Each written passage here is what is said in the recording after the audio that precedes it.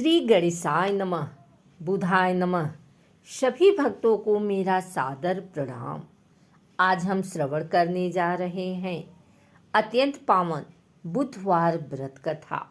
जो भी भक्त श्रद्धा और मन से इस कथा को सुनता है उसके जीवन की बाधाएं दूर होती हैं, व्यापार में वृद्धि होती है, बुद्धि शुद्ध होती है और भगवान बुद्ध देव तथा श्री नारायण की कृपा सदा साथ रहती है।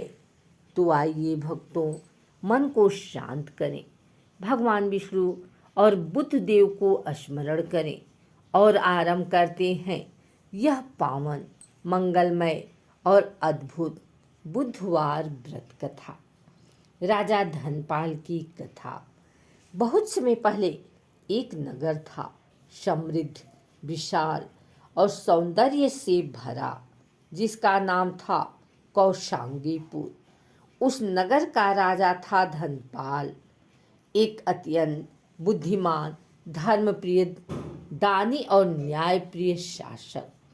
उसका राज्य सोने सा चमकता था। प्रजा सुखी, व्यापार उन्नति पर और हर घर में समृद्धि की वर्षा होती थी। लेकिन एक दिन राजा के जीवन में एक ऐसी घटना घटी जिसने उसके जीवन की दिशा और बुद्धि दोनों को बदल कर रख दिया। राजा के पुत्र और उसका विवाह। राजा धनपाल का एक ही पुत्र था, विरोचन।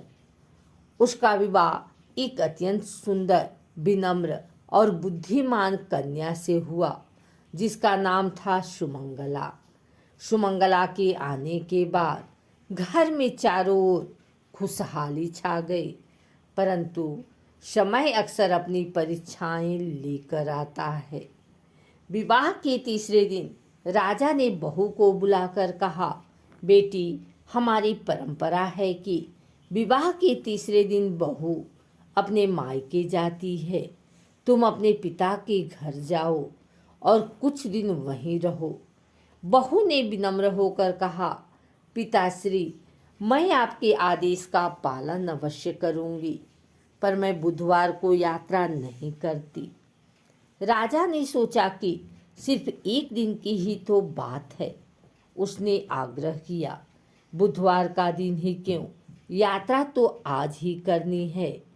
सुमंगला बोली, महाराज, मेरे घर की मान्यता है कि बुधवार को यात्रा या कोई बड़ा काम शुरू नहीं करते। उस दिन भगवान बुद्ध देव का व्रत रखते हैं। लेकिन राजा ने उसका तर्क नहीं माना। उसके मन में एक हट गया, परंपरा से बड़ा मेरा राज आज्ञा है, और यही हट पूरी कथा की जड़ है। बहू ने मन में बुद्ध देव का स्मरण किया, आंखें बंद करके कहा, हे बुद्ध देव, यदि यह यात्रा मेरे लिए विधाता ने लिखी है तो आप मेरी रक्षा करना। सुमंगला अपने भाई और भतीजे के साथ निकल पड़ी, पर जैसे ही वे नगर के बाहर पहुँचे, अचानक तेज आंधी चलने लगी। वातावरण में अजीब सी धूल छा गई। दूर आसमान से हरियाली जैसा प्रकाश गिरने लगा।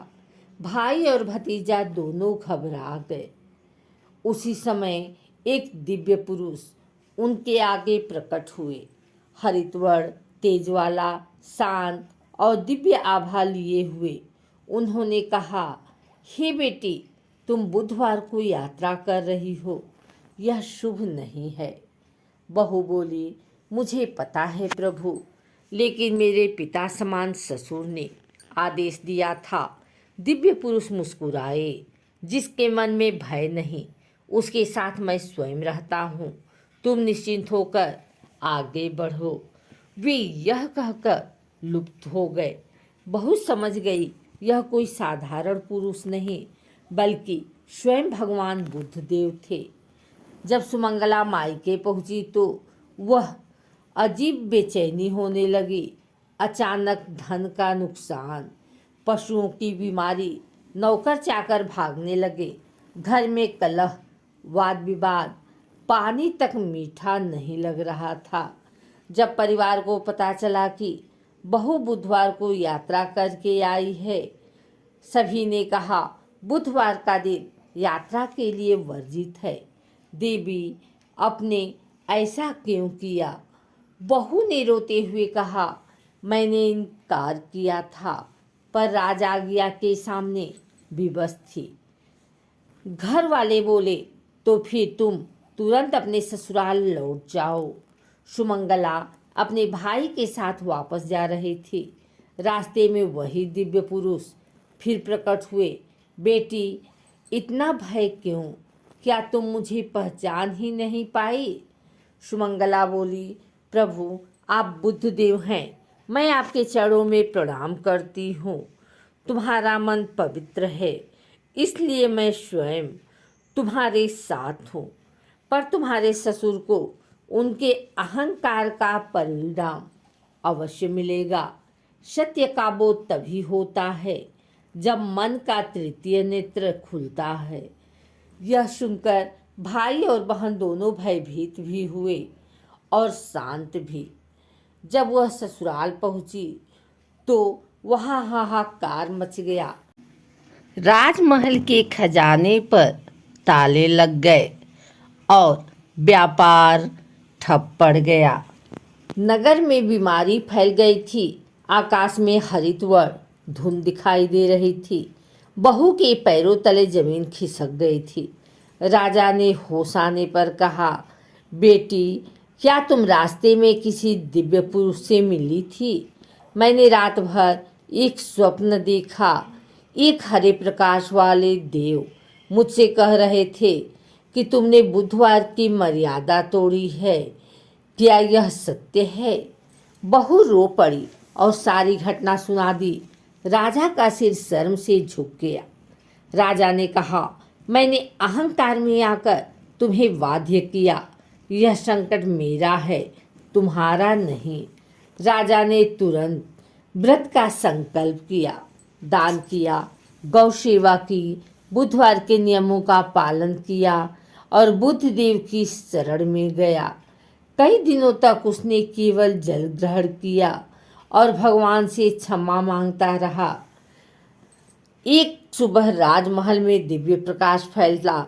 वही हरितवर्ण तेज, वही दिव्य पुरुष सामने सबके प्रकट हुए। उन्होंने कहा, राजन धनपाल, तुम्हारा अपराध बड़ा था पर प्रायश्चित भी सच्चे मन से किया है। बुधवार की मर्यादा तोड़ने पर 3 बातें होती हैं। बुद्धि भ्रमित होती है, व्यापार में हानि होती है, घर में कलह पैदा होती है।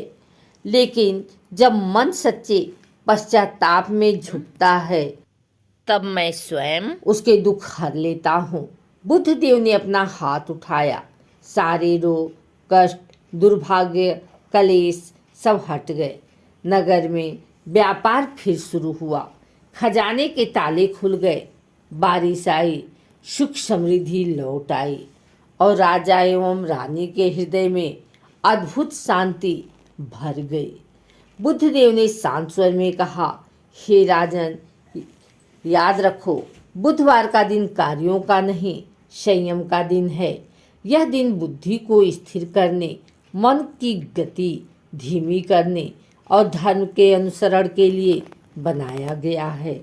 झगड़ा ना करो, यात्रा न करो, उधार ना दो, उधार न लो, वस्तु न बेचो, किसी की निंदा न करो, किसी बड़े कार्य का आरंभ न करो, क्रोध न करो।